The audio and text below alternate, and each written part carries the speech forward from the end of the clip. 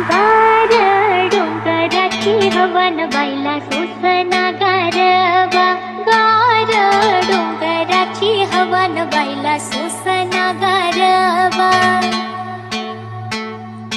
हळदी कुंकू घेऊन हाती आंबा बाईला येणं किती. हळदी कुंकू घेऊन हाती आंबा बाईला येणं किती.